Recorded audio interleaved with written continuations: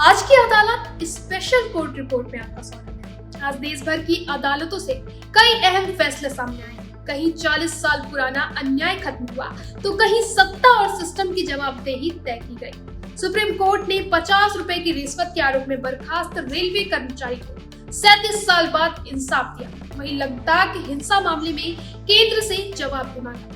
Court ने PSC घोटाले को लेकर सख्त टिप्पणी की। कहा, युवाओं के भविष्य से खिलवाड़ हत्या से भी बड़ा अपराध। इन सब के बीच अदालतों के ये फैसले याद दिलाते हैं कि न्याय देर से मिले, लेकिन उसका असर गहरा और दुर्गामी होता है।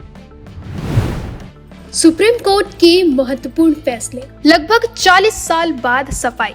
भ्रष्टाचार के एक मामूली आरोप में नौकरी से वंचित रेलवे कर्मचारी की सफाई हुई। सुप्रीम कोर्ट ने भ्रष्टाचार के मात्र 50 रुपए के कथित घूस लेने के आरोप में लगभग 37 साल से चले आ रहे एक मामले में निर्णय देते हुए रेलवे टिकट जांचक यानी टीटीई की आरोप मुक्ति दी है। सुनिए सुप्रीम कोर्ट ने क्या कहा। यह फैसला इस बात का संकेत है कि संस्थागत देरी और अपूरक प्रक्रिया का परिणाम आम व्यक्ति की जिंदगी पर कितना बड़ा हो सकता है। न्याय के लिए इंतजार करना भी कभी-कभी न्याय की कमी बन जाता है। लद्दाख हिंसा मामले में कोर्ट ने केंद्र से जवाब मांगा। सुप्रीम कोर्ट ने सोनम वांगचुक की पत्नी द्वारा दायर संशोधित याचिका को स्वीकार किया है। इस मामले में लद्दाख में हाल ही में हुई हिंसा के संदर्भ में राष्ट्रीय सुरक्षा कानून यानी एनएसए के तहत वंचित रूप से हिरासत में लिए गए विवादित व्यक्ति की हिरासत स्थिति पर सुनवाई हो रही है। कोर्ट ने केंद्र सरकार व लद्दाख प्रशासित प्रदेश में 10 दिन में जवाब जमा करने के निर्देश दिए। अगली सुनवाई 24 नवंबर को निर्धारित की गई है। यह दाखिला एक संवेदनशील क्षेत्र लद्दाख में सुरक्षा कानूनों, मानव अधिकारों और केंद्र प्रदेश बीच संबंधों की जटिलता की ओर संकेत करता है। न्यायिक प्रक्रिया का प्रशासन जवाबदेही की मांग को हाईलाइट करता है। छत्तीसगढ़ पीएससी घोटाला को लेकर सुप्रीम कोर्ट का बड़ा फैसला। छत्तीसगढ़ पीएससी घोटाला प्रकरण में मुख्य आरोपित पीएससी की पूर्व चेयरमैन टामन सिंह सोनवानी के बेटे नितेश सोनवानी और भतीजे साहिल सोनवानी समेत शशांक गोयल और उनकी पत्नी भूमिका कटियार को सुप्रीम कोर्ट ने जमानत दे दी है। सीजीपीएससी भर्ती घोटाले में पूर्व अध्यक्ष टामन सिंह सोनवानी की जमानत याचिका अदालत ने नामंजूर की। हाई कोर्ट ने टिप्पणी की, प्रतियोगी परीक्षा के प्रश्न पत्र लीक करना लाखों युवाओं के भविष्य से खेलने जैसा है। यह हत्या से भी अधिक जघन्य अपराध है।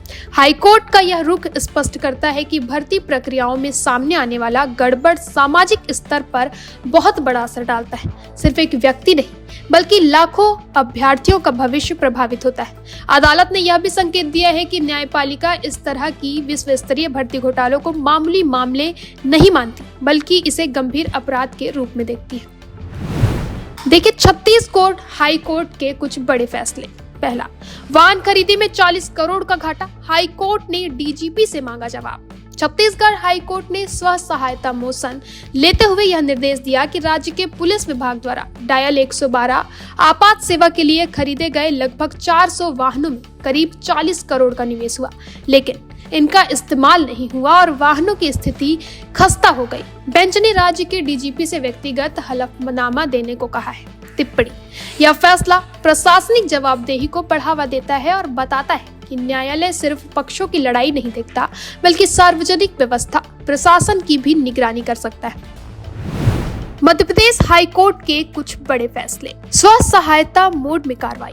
अपना आदेश खुद ही टेस्ट करने वाली पीठ पर हाई कोर्ट का फोकस। इस मामले में हाई कोर्ट ने अपने एक सिंगल बेंच द्वारा एक सेशन जज के खिलाफ दिए गए निर्देशों पर स्वयं मोशन कार्रवाई की। मामला ये था कि ग्वालियर की सिंगल बेंच ने आरोप लगाया था कि सेशन जज ने लगभग 25 लाख की जंगराई अमेजमेंट जमीन अधिग्रहण घोटाले में वांछित व्यक्ति को लाभ दिया। हाई कोर्ट ने पाया कि उक्त सिंगल बेंच ने अपने आदेश में अनावश्यक रूप से व्यक्तिगत टिप्पणी की थी। उल्टी दिशा में की गई टिप्पणी कहा गया।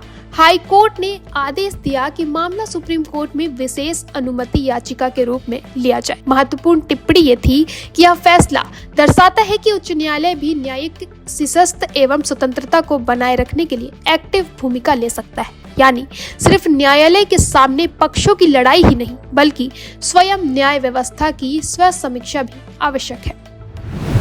वहीं इंदौर बेंच में भी एक अहम फैसला आया है, जिसमें हाई कोर्ट ने संपत्ति अधिग्रहण कार्रवाई को रद्द कर दिया, क्योंकि प्रक्रिया में गंभीर खामियां थी और देरी बहुत अधिक थी। मामला 2013 में शुरू हुआ था, जब पालाखेड़ी गांव में लगभग 152.98 हेक्टेयर जमीन को अधिग्रहित करने के लिए अधिसूचनाएं जारी की गई थी। हाईकोर्ट ने पाया कि अधिग्रहण अधिनियम 1894 के तहत प्रक्रिया पूरी नहीं हुई थी और वर्षों साल देरी की गई थी।